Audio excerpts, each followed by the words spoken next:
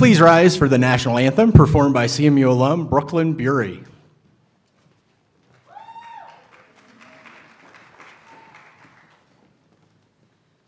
Oh, say, can you see by the dawn's early light what so proudly we hailed at the twilight's last gleaming, whose broad stripes and bright stars through the perilous fight o'er the ramparts we watched were so gallantly streaming, and the rocket's red glare, the bombs bursting in air, gave proof through the night that our flag was still there.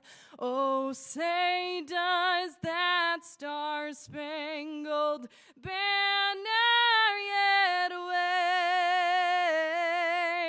wave o'er the land of the free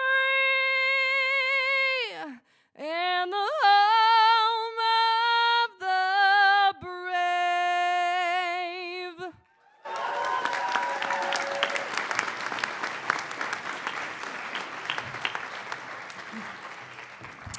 Please be seated. Faculty, staff, students, and friends of the university, welcome to the first investiture ceremony in the history of Colorado Mesa. My name is Kurt Hass. I am CMU's VP for Academic Affairs. We are glad you are here and proud to be a part of this celebration of CMU's mission, our values, and our commitment to each other as parts of this institution.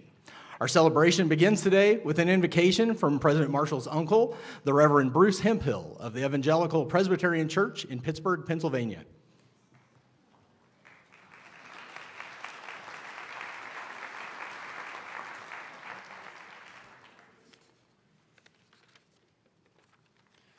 Let's pray.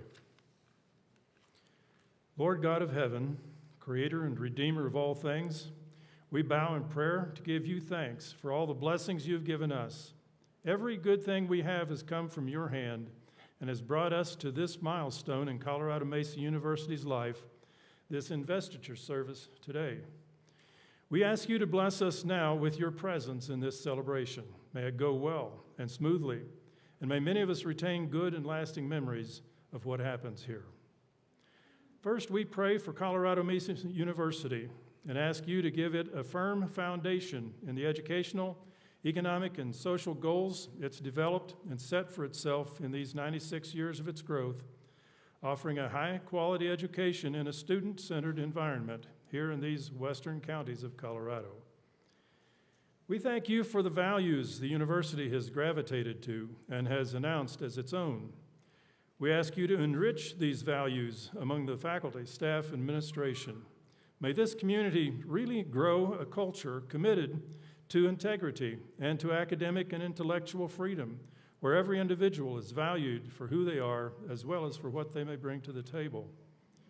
Please help this community build a learning environment which promotes and develops the skills of inquiry, reflection, critical thinking, problem solving, innovation, teamwork, and communication in its students. Help them produce a vibrant and varied campus setting which encourages diversity, and make it a safe place. In your kindness, Lord, enable this university to be as productive in its next 100 years as it has been in its first. Second, we thank you for bringing John Marshall into this position as president in this university as it is today. We have seen him grow into a person of integrity and good character. We have seen him exhibit wisdom for the tasks he's met thus far. And we've watched him develop many skills for leadership. Now, we ask you to give him more of your own image and make it evident in his life. Give him a heart of compassion, a spirit of kindness, humility of mind. Give him gentleness and patience in his dealings with people. May he always be ready to give of himself before he asks something of others. Above all, enable him to be accepting of other people, able to sense their good intentions and to embrace their potential for the good of the community. And make him a man who encourages the way of peace. But then on the other hand, Lord, please give John the ability to recognize people who have evil intentions.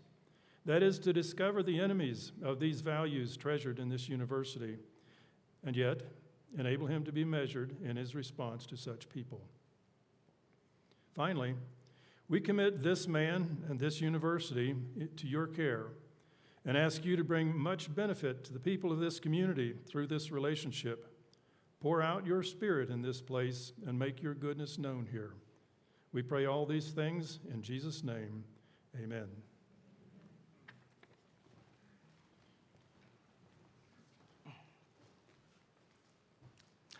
Dr. David Collins, Faculty Senate President, will now place the Faculty Senate mace on the stage to mark the formal opening of the ceremony.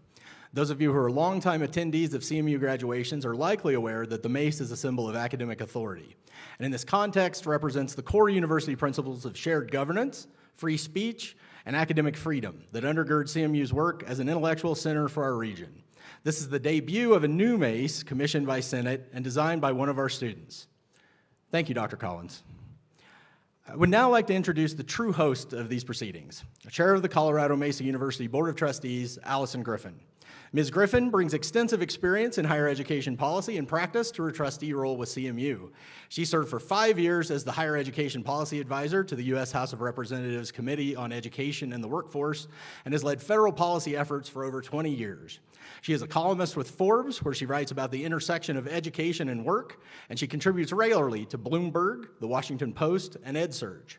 Trustee Griffin has been a tireless friend of CMU since her appointment to the board by Governor Polis in 2019. Please join me in welcoming her to the podium.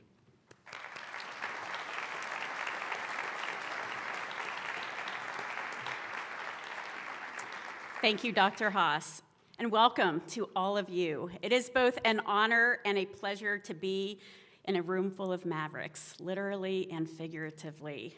I would like to begin by introducing the platform party, my fellow trustees and university partners. President John Marshall, Major Cameron Marshall, Reverend Bruce Hemphill, Mesa County Commissioner Janet Rowland, Grand Junction Mayor Chuck McDaniel, Trustee Ron Davis, Trustee Kelly Bruff, Secretary Kasha Ivanichko McLeod, Vice President for Academic Affairs Kurt Haas, CMU President Emeritus Tim Foster, Trustee Ray Analonis, Trustee Treasurer Lori Buck, Trustee Vice Chair Amy Lentz, Trustee Daniel Ramos, Trustee Alex Sanchez, Faculty Trustee Tim Casey, Student Trustee Aaron Reed, and Associated Student Government President Jay Sharrow. Also present in the audience today are a number of elected officials, invited guests, and of course, President Marshall's family. Welcome to you all. As Dr. Haas mentioned, I have spent my career working in post-secondary education and within the workforce and economic spheres with an emphasis on state and federal policy. My career actually began as a young college student interested in student government and pushing my alma mater to listen to the student voice and ensure that decisions that were being made by the administration were reflective of what students' needs were at the time. Issues that I thought were important as a young 20-something, more parking, beer on the student side of the football stadium, and better dining choices in the Student Life Center paled in comparison to the issues that were really underlying the experience of students at that time. The cost of college, access to mental health support, and concerns about the labor market that we would be entering into in the late 1990s. The issues underlying the student experience in the mid-90s are not that far off from today. And as I have matured in my career and my understanding of the opportunity that a post-secondary education provides, I have focused my professional life on working to address and find solution to the issues of college cost, student support, and the alignment between education and work. And I share that because standing here today, I am probably one of the few board chairs who would consider an investiture ceremony to be a pinch me moment. But for me, today it is.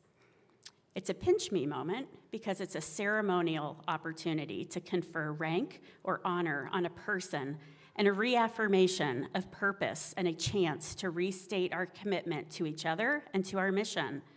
There are only a few formal opportunities in our lives, and in this case, the life of an institution of higher education, to not only celebrate a new leader, but to wholly reaffirm our commitment to CMU.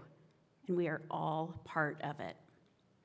This is a pinch me moment because I get to stand on a stage with two higher education mavericks, our new president, John Marshall, who has committed himself and his career to students and improving the experience for those who aspire, enroll, and persist through this amazing institution. And I get to stand on stage with our president emeritus, Tim Foster, who committed himself and his career to pushing boundaries to ensure that this institution and higher education in the state of Colorado first focused on the needs and experiences of learners, and we're all part of it. And lastly, this is a pinch me moment because we have an opportunity to continue to dream big, think forward, and do things differently. At this moment in history, CMU is perhaps in its most significant moment of transition. Since then, Mesa College became a baccalaureate granting institution in 1974, and certainly the most significant transition since then, Mesa State College's newly independent governing board hired Tim Foster in 2004. And I am reminded that every day together, academic leaders, trustees, staff, and students, we face the challenge that the world has asked us to question our assumptions about what we do and how we do it. And we are all part of it. While we have a responsibility to hold on to the core values signified in much of the pageantry of this occasion, we also have a responsibility to grow and change. And given what I know about the current post-secondary education landscape, on the Western Slope, in Colorado, and across the nation, I have three challenges for President Marshall as he assumes the presidency of Colorado Mesa University. Be bold.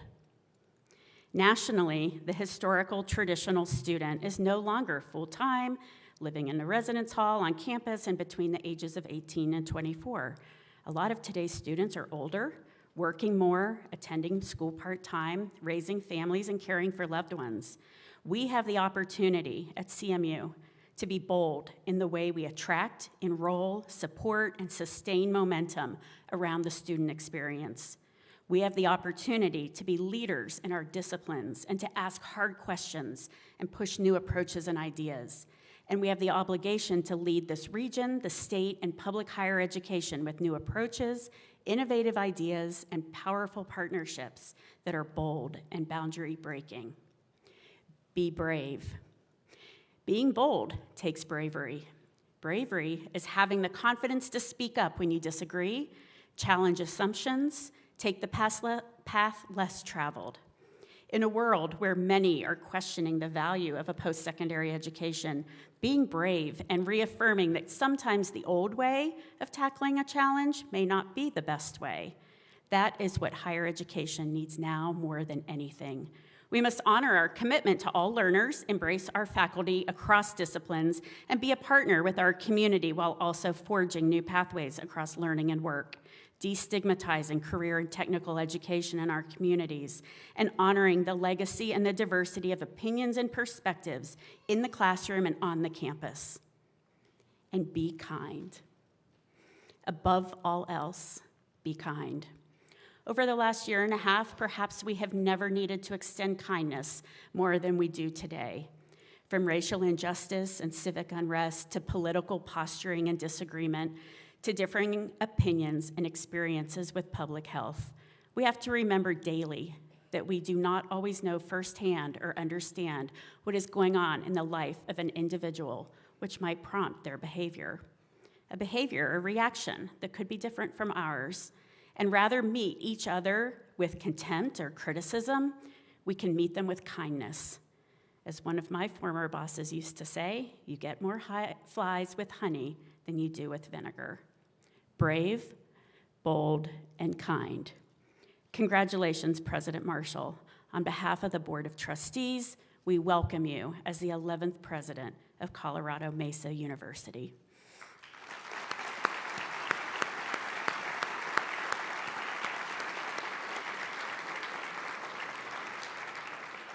I would now like to introduce my colleague from the Board of Trustees, Ms. Kasia Ivanichko-McLeod, who is our board secretary and the chair of the Investiture Planning Committee. She is currently the vice president of community and government engagement for Cigna in the Mountain States and has held a variety of key leadership positions in multi-industry companies. Trustee Ivanichko-McLeod is a CMU alumna whose future success was born as an undergraduate at this institution. She was the first female student body president elected at Mesa State College, which was the foundation for her esteemed career, which is manifested in countless leadership roles, which she is now sharing back with CMU.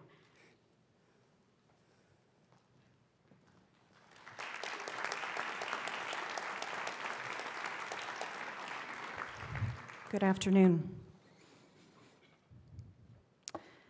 As a CMU alumnus today has extra meaning for me. So I stand before you to officially welcome our new leader to the helm of this great institution. I also have the pleasure of serving as board secretary and the chair of the Investiture Planning Committee, and it thrills me to see such diverse range of leadership and talent from across our region in attendance here today.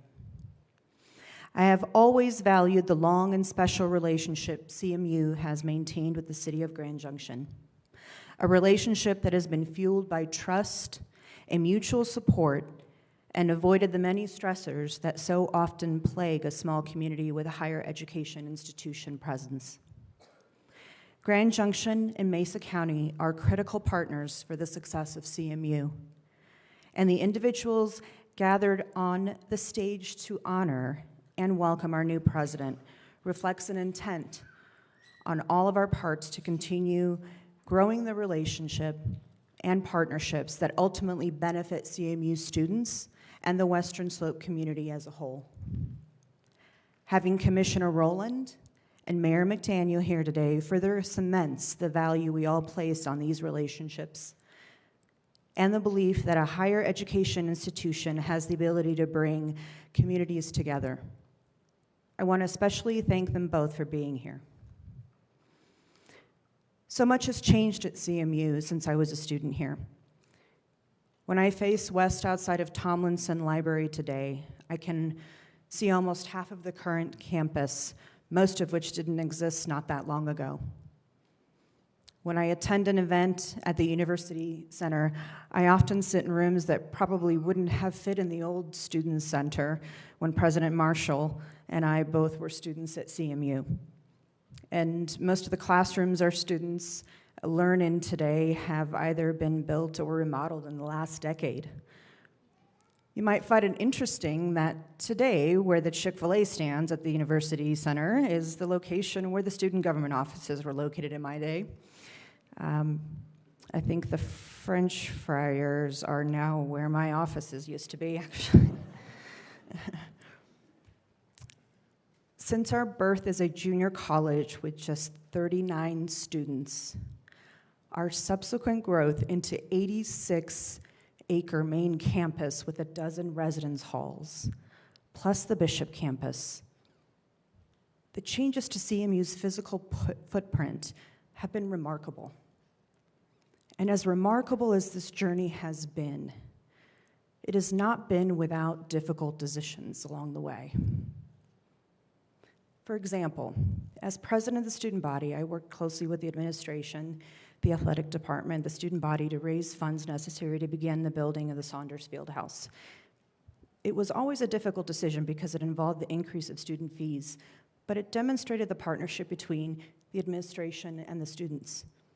A decade later, this led to my being invited to with other instrumental alumni to testify before the Joint Budget Committee of the legislature to further advance the expansion of this campus.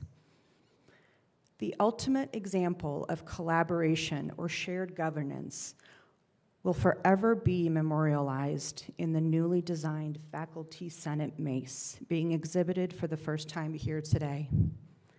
The mace was designed by student Zachary Frank Villamaria and provides a beautiful and lasting example of our institution's commitment to always encourage student collaboration with faculty and administration. In the spirit of shared governance at Colorado Mesa University, I invite faculty trustee Dr. Tim Casey, a longtime CMU professor of political science and President Marshall's former teacher, to welcome you today.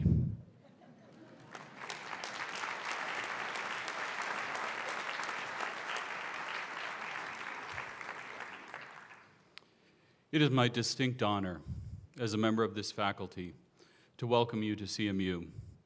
This celebration, this investiture, which is both a marking of a transition of leadership and the continuity of an institution. And so I'd like to take a few minutes, and maybe just a few minutes, to reflect on that community, what that institution is, and what legacy we inherit from those that have gone before, and what legacy we pass on to those that will come after us in this institution that is Colorado Mesa University. We start with the past community. Those that have gone before, the regalia that we wear as faculty at occasions such as this is a reminder that we are part of a university institution that spans nearly 1,000 years, a university tradition of teaching, of higher education. We are a part of that, and our regalia reminds us of that. We have alumni with us because it's homecoming week and because the alumni have come back, and we have alumni across the entire globe. Thousands, literally thousands of students who have come through here and found a path into their future. We're reminded of our emeriti faculty, faculty such as my dear friend and mentor, John Rediford, who couldn't be here with us today.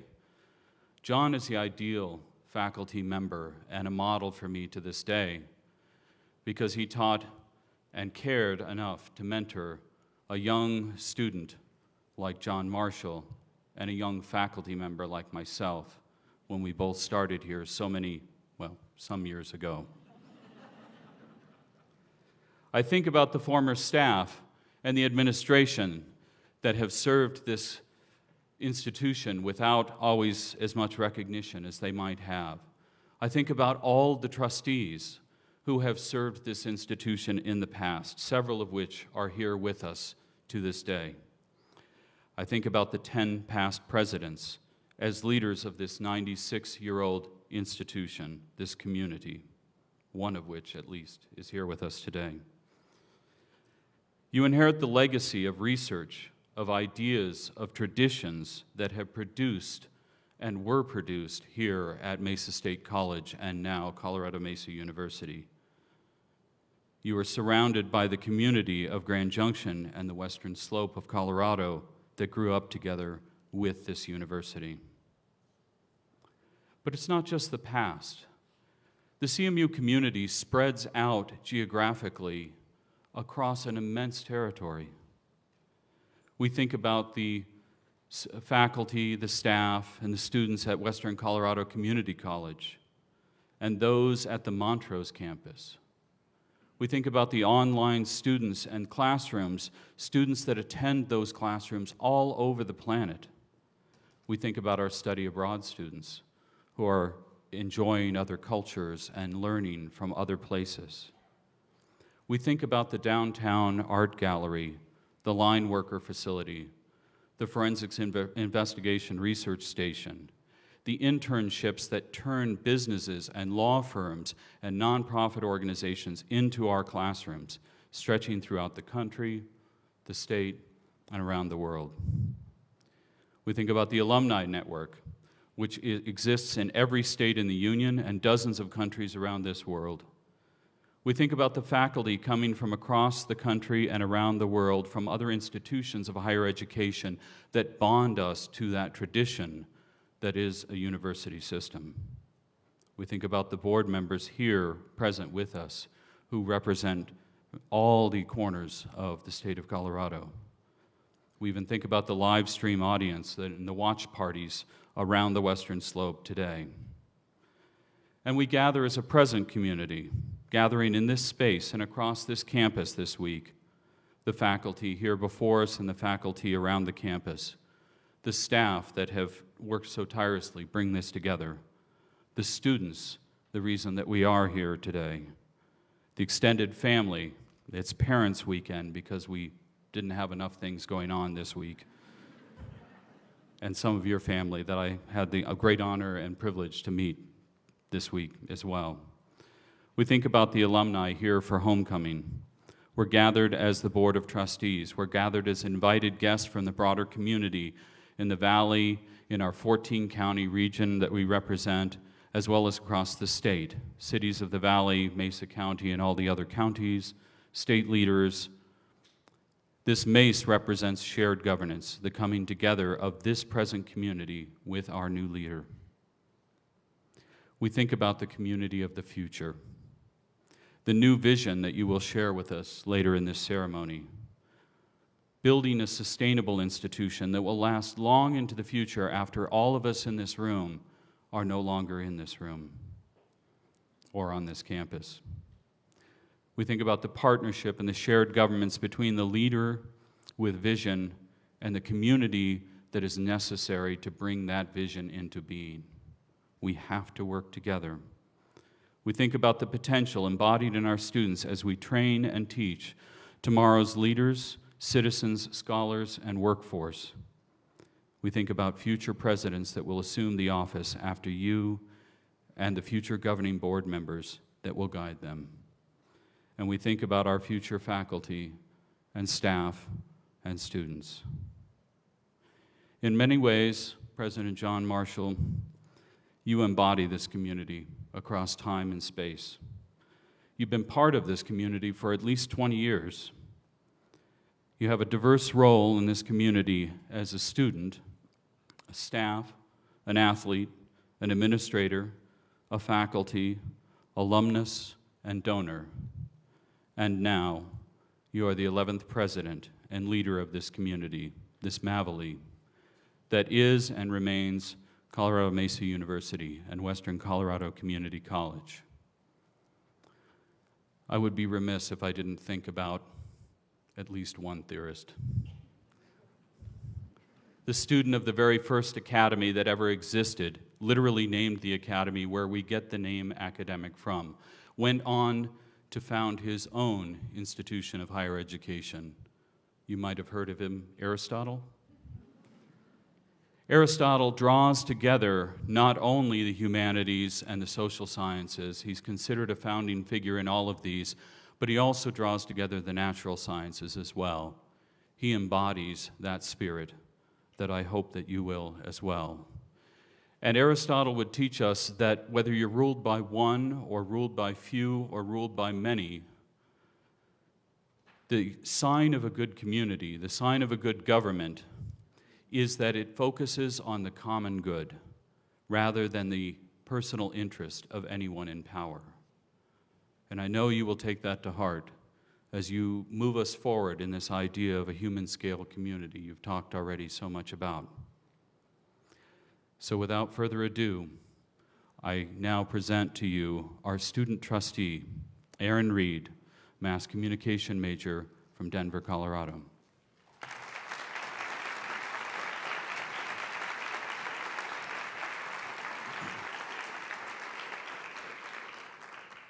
Hello, everybody, and thank you for joining us here at Colorado Mesa University for such an amazing celebration.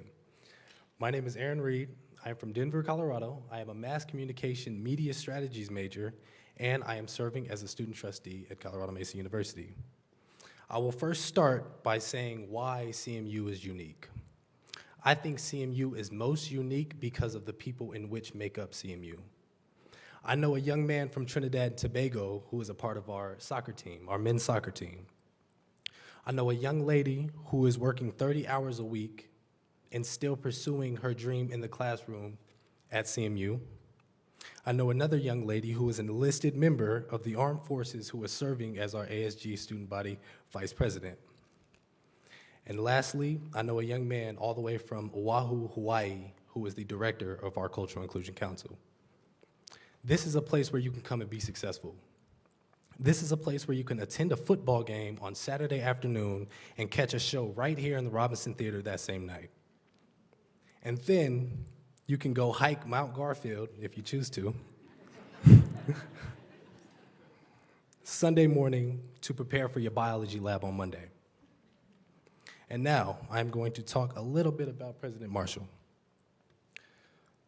Before he was the president and before I knew who I really was and what I wanted to do, he stopped me one day. I was running a couple minutes late to class on a Tuesday morning, and he said, "Are you Aaron Reed?" And I said, "Yeah." Then he said, "Are you the Minority Center for the Associated Student Government?" And I said, "Yeah." And I was shocked because I said, how does this important figure on our campus know who I am?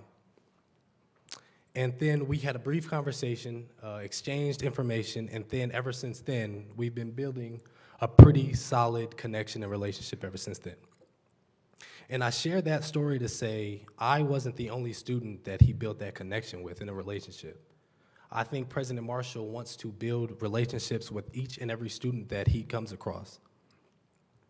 Lastly, I will touch on what we want to see in our next leader from on the campus. I would say transparency. President Marshall is someone who makes sure that faculty, staff, and students are all on the same page. And yesterday we had a panel on shared governance, and I think that is important for the institution. Also, leadership.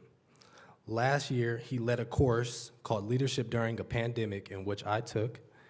And it was just him and Dr. Bronson educated our student leaders on the pandemic, so not only to protect our students in our campus, but also our community. Lastly, he has Maverick ties. And during his interview, during the presidential search, one of his whys was, this place is his home. And I don't think there's any other leader to lead this community than somebody who was actually from this community. Thank you.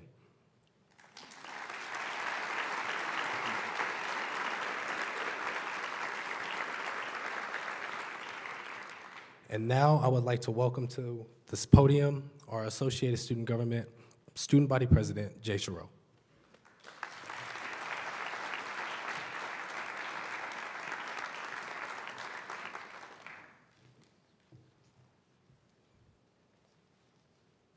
Excuse me while I lower this a little bit.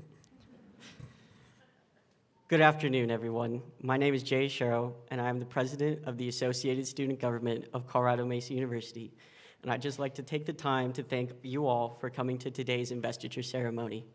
As a Grand Junction native, I like to think that when Professor Richard E. Tope began his day on a cool Tuesday in September, he certainly could not have imagined that the university he would help found would one day stretch to border the elementary school that would come to bear his name.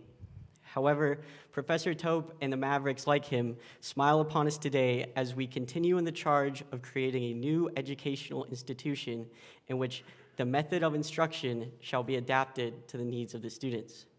This mighty sentence, found in the 1926 Grand Junction Junior College Catalog, shines as the North Star for President John Marshall, just as it has shown for the 10 previous presidents before him.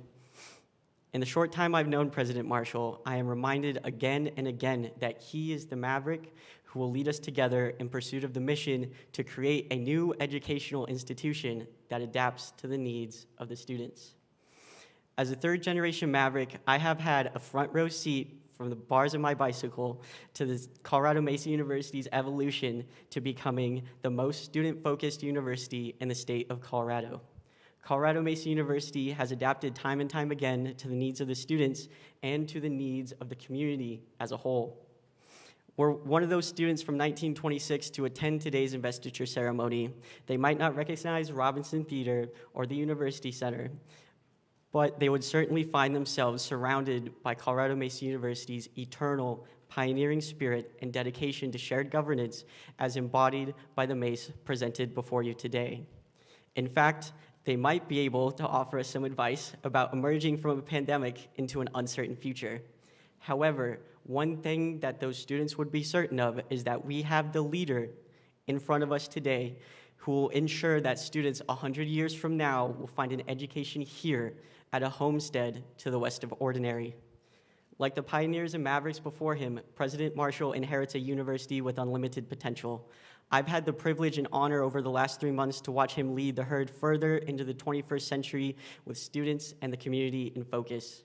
His steadfast commitment to watching over our herd reminds us all of our collective commitment to ensuring that everyone has a place in our Mavly. While many things about a student's future remain uncertain, I know for sure that President Marshall is the maverick who will lead us forward in Colorado Mesa University's mission to create a new educational institution that adapts to the needs of the students. But most of all, President Marshall is the maverick who will ensure that Colorado Mesa University fulfills its promise that if you work hard, have integrity, and persevere, that you will find your warm fire, your compelling book, and your everlasting Mavly at a homestead just to the west of Ordinary. Thank you all, and go Mavs.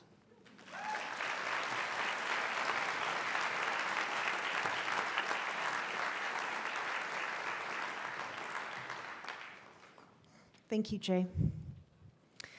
I have the pleasure now of presenting a faculty string duo with Brian Krinke on violin and Kristen Yun Ji Yoon on cello.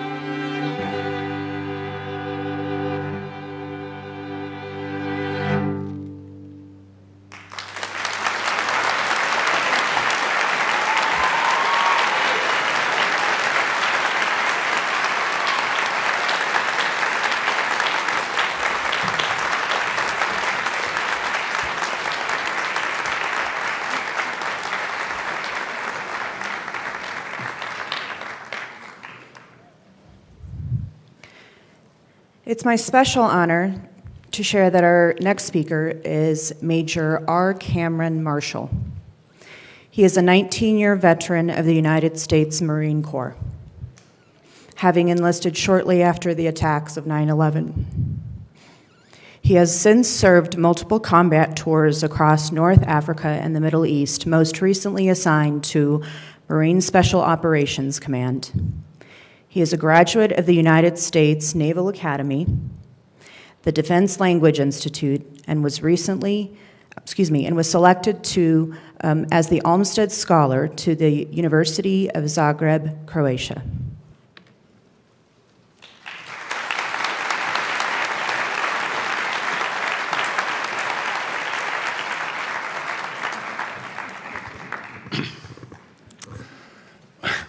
Sorry about that.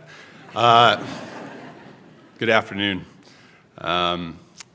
Trustees, distinguished faculty, staff, and students of Colorado Mesa University, and most importantly, President Marshall.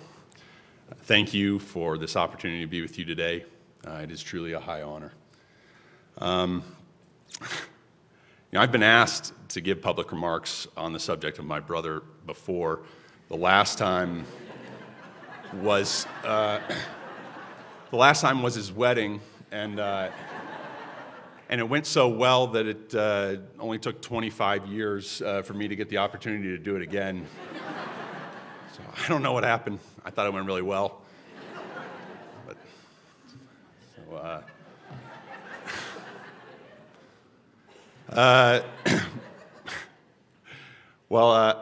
I promised I'd stay on script, so it's going to be fine. It's going to be fine.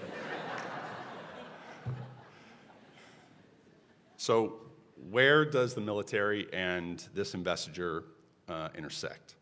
Well, I'm nothing if not predictable, so how about a small anecdote from military history? So, at dawn, on the 2nd of June, 1918, the recently arrived Marines from the 5th Marine Regiment rushed to reinforce their fellow compatriots in the French division at a place called Belleau Wood, just west of Chateau Thierry on the Western Front. The French division there had been bravely holding back a German offensive, which had threatened Paris. French High Command, however, concerned that the Germans might break through, ordered the 5th Marines to withdraw. The colonel and commander of the 5th Marine Regiment at the time, Colonel Wendell Neville, when he heard the news, reportedly said, "Retreat, hell, we just got here." Well, the 5th Marines did not end up retreating. They stood their ground along with the brave French division there, and by the end of the day, they had taken Belleau Wood. After securing their position, the commander of the American Expeditionary Force, General John J. Pershing, was asked what his intentions were in the Meuse-Argonne. And likewise, General Pershing responded with one word: attack. Now, many in the Allied High Command were incensed, and rightfully so. They had been clawing for every inch in France since 1914. But in a way, they had forgotten why they existed. They had forgotten why their massive armies were there in the first place. Neville and General Pershing were there to remind them. It's also important to note that what General Pershing was proposing, though certainly a little bit unorthodox for the tactics of 1918, was not revolutionary. He merely demanded that his Americans be used for their original intent: to ruthlessly and relentlessly pursue the German army, defeat them, and bring about an end to the war. Then he stood up and he boldly led the way and did precisely that. Now, in many ways, our American institutions, like the armies of 1918, have forgotten why they exist. Some universities in this country are glaring examples of that, though I must say that the armed forces are not immune to this disease either. Much is made today about ensuring the safety, emotional and otherwise, of our young people, above all else. and this has become a purpose of higher education all on its own. To this notion, though, I would interject a bit of insight from the old Marine Corps adage that the safest place in the world is behind a platoon of Marines in the attack. Now, to some, like the Allied High Command in 1918, this concept might seem a little bit unnerving. But I can promise you, from great experience and many a firefight, that there is nothing in the world more serene than being boldly and bravely led. So, to the staff, faculty, and most importantly, the students of this great institution, I'm in a unique position to promise this to you today. Your new helmsman, his approach will at sometimes seem a little unorthodox, perhaps unique. And this may at times seem unnerving, especially to those who have subscribed to the prevalent notions of our time regarding higher education. But he knows why CMU exists. He will always lead the way. And the result, as you said, President Marshall, while standing on the shoulders of giants, the result will be a string of triumphs, first for the students, then for our state, and for our nation. Now, I would know, because he's been leading me my entire life. Thank you.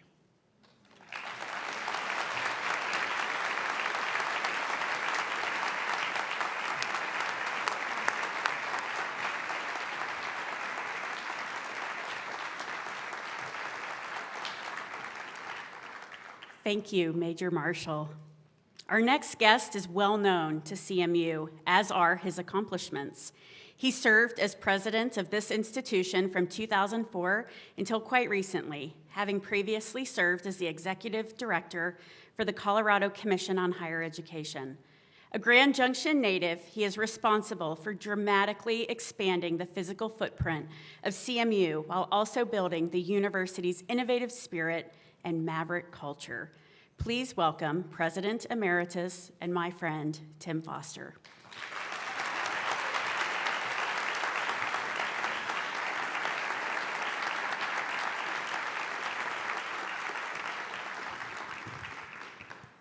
Thank you, Major Marshall. It's nice to meet the taller member of the Marshall family. All the rest of us have to stand on this little riser to be as tall as the two of you, but I've been putting up with that for a long time. Thank you, Allison. It's great to be here. If I looked relaxed, it's because I am. All of you haven't been yelling at me for the last 2 months. I would be remiss, though, if I didn't. And in looking out at the audience through these bright lights, I did notice a young woman who has been instrumental throughout the history of this institution. And I want you all to join me in a round of applause to Lena Elliott. And Lena, if you'd stand up.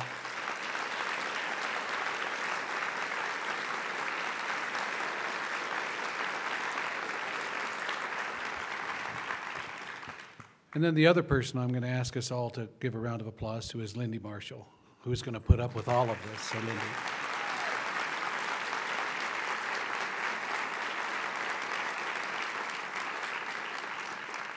So I'm not much one for ceremonies and those sorts of things, but I will say, John, that it's my proudest moment to be here with you because I think you're the perfect president for Colorado Mesa University.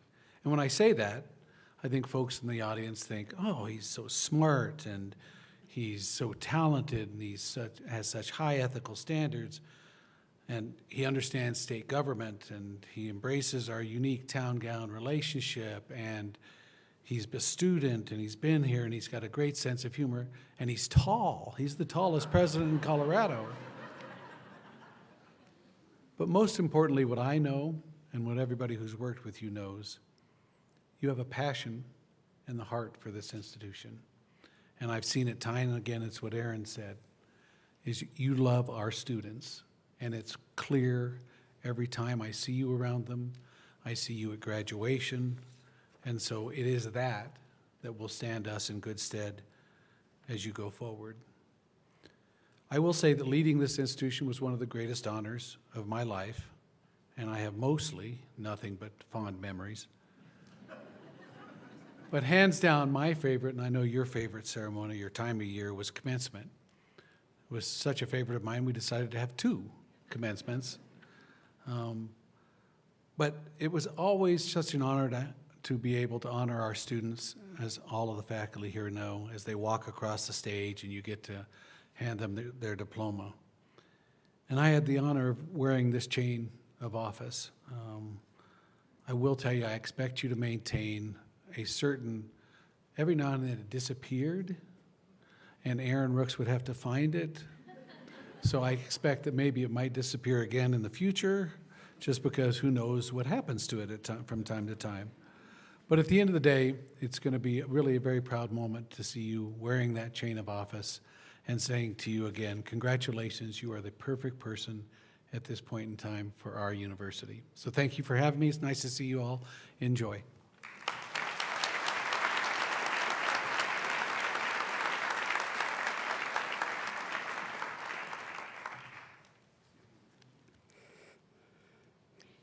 Thank you, President Emeritus Foster.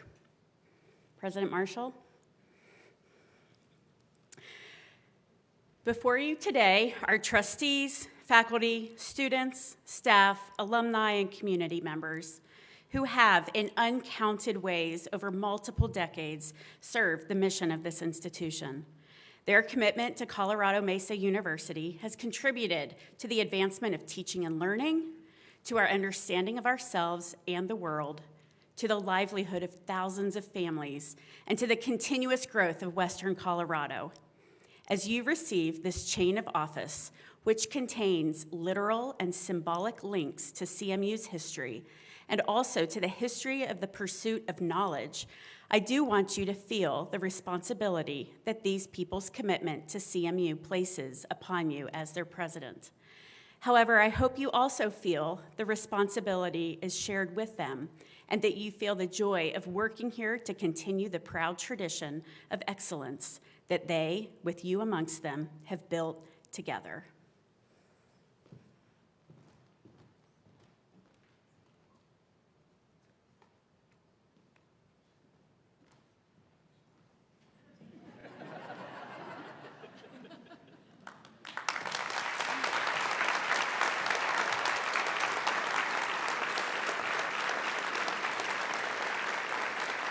Faculty, students, staff, trustees, and honored guests, I present to you the 11th president of Colorado Mesa University, John Marshall.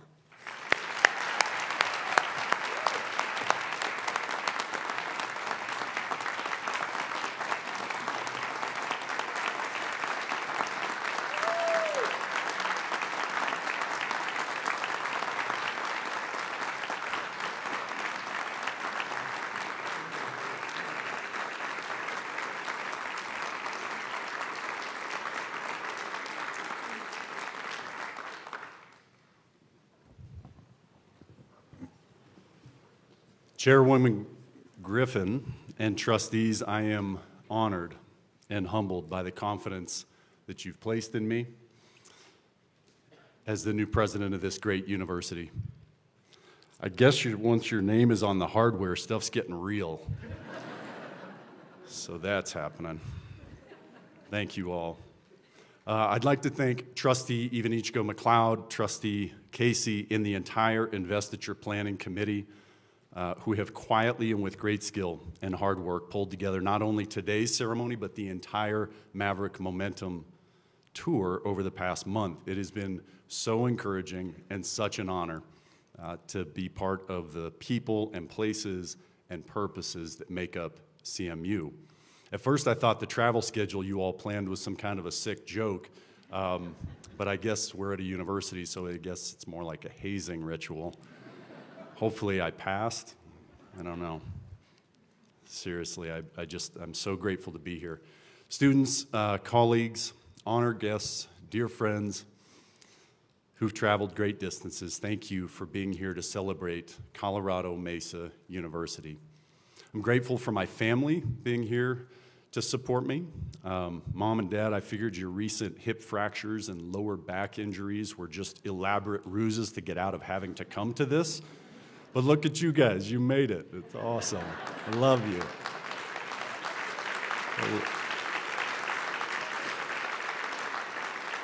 I love you guys. To my sister, my brothers, thank you for always having my back. And my kids, Tally, Piper, Madeline, Jack, I'm so proud of you guys. And most importantly, my best friend and wife and a proud alum, Lindy, you are a warrior. Love you.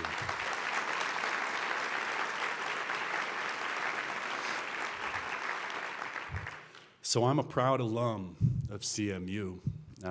As an undergraduate student, I was mentored by a great professor, Dr. John Redifer. Doc, I was so glad that you brought his name up. See, Dr. Redifer saw in me something that I didn't see in myself. And he demanded of me that I think better, that I write better, that I lead better, and that I treat others better. John couldn't be here today, but it's important to note that I wouldn't be here today without Dr. Redifer. John, I hope you're at home watching this live stream through your iPad, enjoying a gin and tonic, and resting easy, my friends. You have earned it. So today we pause for a moment from our daily routines on campus to mark a transition and reflect on some of our most time-honored traditions of the academy: self-governance, academic freedom, and the pursuit of truth. Incidentally, if you're going to pull off a ceremony rooted in the Middle Ages, it doesn't hurt to have an academic vice president who's literally a medieval expert. Dr. Haas, you can't imagine the excitement on his eyes every time. Robes and gowns. Dr. Haas, thank you for your commitment in defending the academy and our faculty.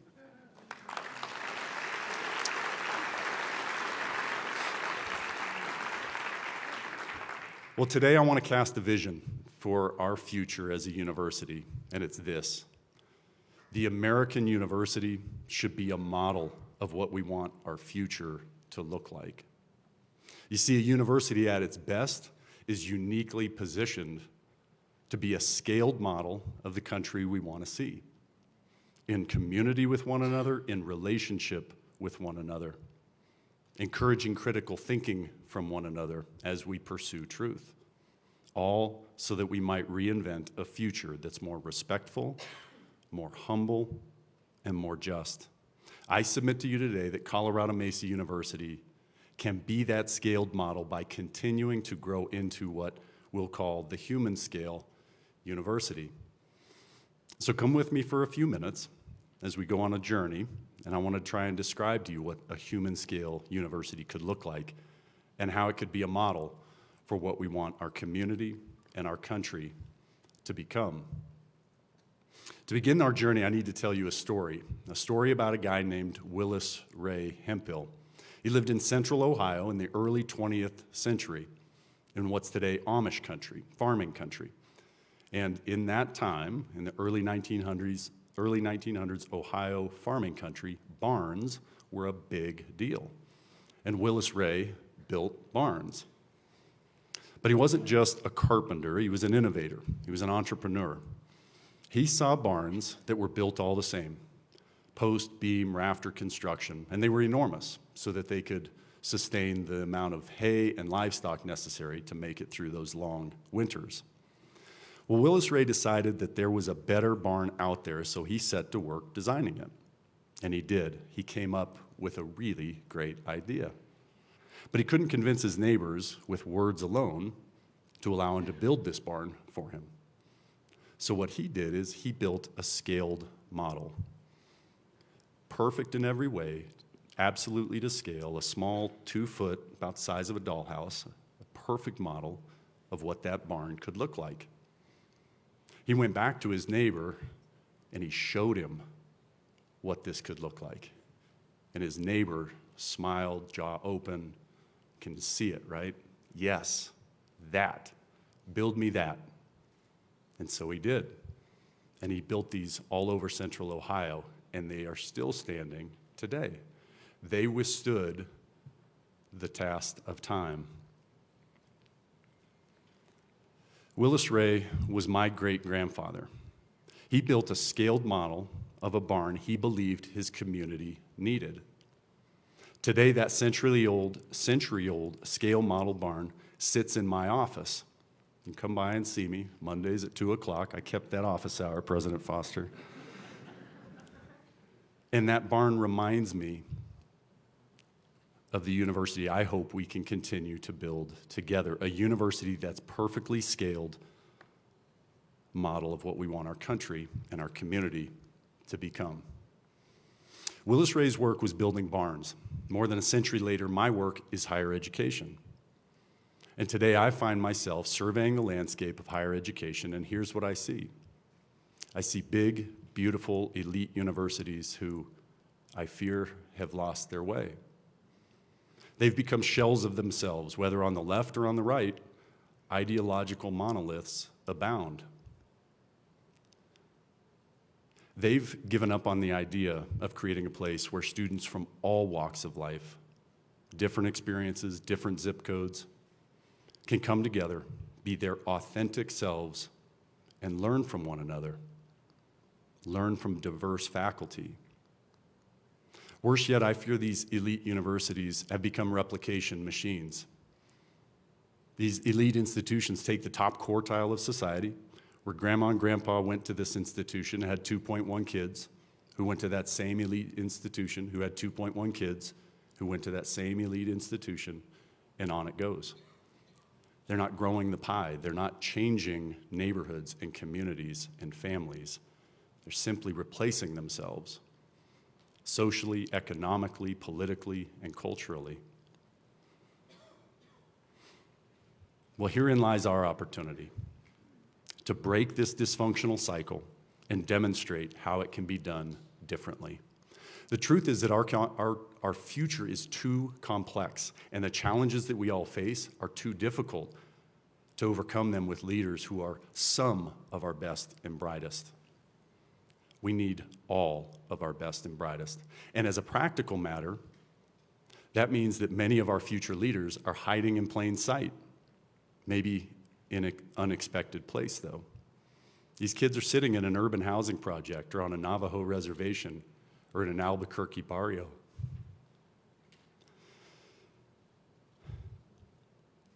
Or right here in Clifton. These diamonds in the rough, they have no idea that they have the leadership and the intellect that we all need to lead us into the future. We have to find them. We have to recruit them. We have to welcome them here. And when they arrive, well, that's when the magic happens. All of these students, black, white, rural, urban, rich, poor, gay, straight, they begin to live life together, to journey together, learning from one another. So while we're out looking for these students, the irony, of course, is that we're more connected than we've ever been.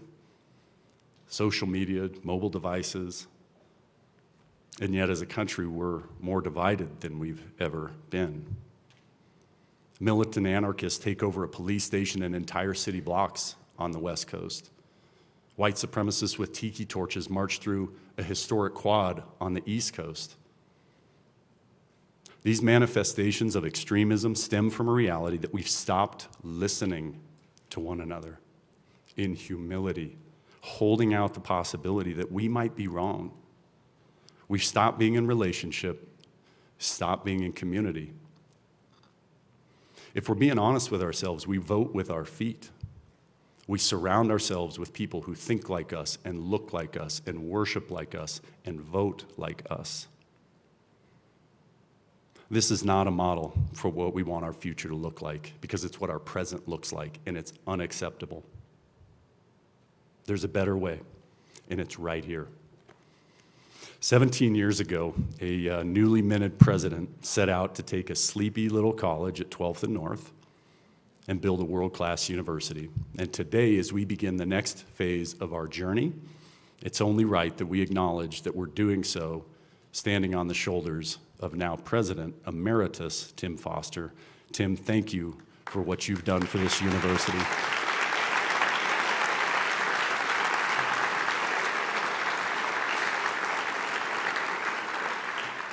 And when you walk around our campus today, it feels approachable. It feels accessible. You're not dwarfed by high-rise residence halls. People hold doors for each other, look each other in the eye, and say hello. Students aren't lost in an arena of 400 students taught by a TA they've never met and a professor they'll never know.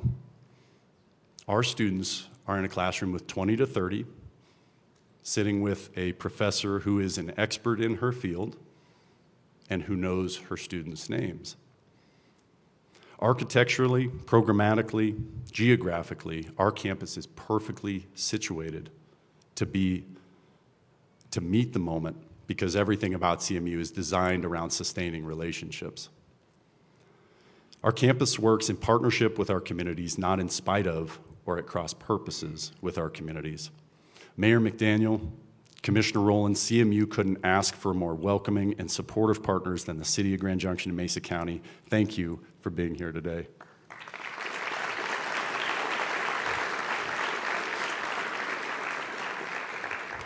So if we're going to build this human scale university, that is a campus that is a scaled model of the community and the country that we all want to see, well, we've got our work cut out for us. We have to commit to being a place where we seek out and welcome students and colleagues from all walks of life, not just those who look like us or who agree with us. We have to commit ourselves to being in relationship and being in community with one another. This is easier said than done. We have to walk the walk. To my colleagues here today, whether you're a chemistry professor or a custodian or a coach, our jobs on this campus may be different, but our work is the same. It's to come along our students and help them see themselves the way we see them, as worthy, as belonging here. We serve a region that's grappling with changing culture and a changing economy. Today, students up and down the Western Slope might perceive an uncertain future in a world they find increasingly strange. From Nuclear to Natarita, to Hotchkiss to Crawford, to DeBeck and Parachute, the reality for communities across our region is that change is in fact coming. Our role is to come alongside them in humility and help them chart their course. By leveraging our career and technical and vocational programs to meet workforce needs to help moms and dads provide for families. And it's not just our students who are grappling with change, we all are. Yet it's here in higher education that we should hold forth the hard-earned wisdom and truths of our intellectual ancestors. Our future as a university will be tested by our ability to blend innovation with those foundational truths, even when those innovations disrupt our conventions, even when those foundational truths fall out of favor. There are some today who question the value of a college education, question not just what the university of the future will look like, but whether or not it's relevant enough to exist at all. Some would posit that students simply need a Google boot camp to succeed. Well, I couldn't disagree more. We do our work correctly when we offer students a transformational education, not just a transactional credential. When policymakers question the return on investment or ROI of music and theater, or try and drive a wedge between the humanities and engineering, we have to remind them that it is not enough to know how to build a bridge, which our neighbors in Glenwood would tell you matters. But we have to know why we build a bridge, and the arts help us do that. How do we help our mass comm and political science students make sense of Fox News and MSNBC without understanding history through the eyes of Thucydides? And how can students succeed in the classroom without the care and competence of our professionals in financial aid, admissions, residence halls, and the rest? We all intuitively understand the interconnectedness of our work. Let's acknowledge that we need everyone in this room, in the boat, rowing in the same direction if we're going to thrive in the future, if we're going to do right by our students, if we're going to build a human-scale university. A university that reflects the complexity and diversity of our country, honors the individual people who comprise it. A university that serves well our communities.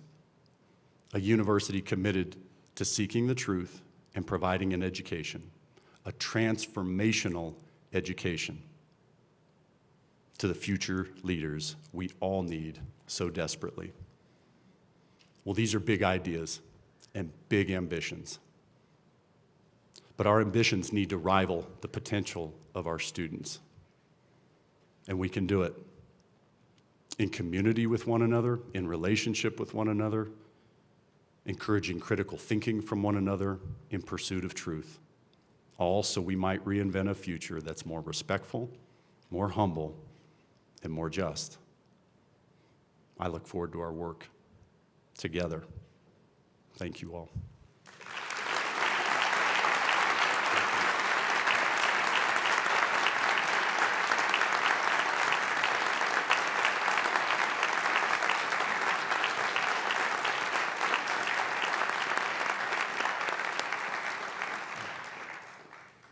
Before we go, I would like to especially thank our other musical performers, the CMU Faculty Brass Quintet that opened and will now play our recessional. Let's give them a little crown.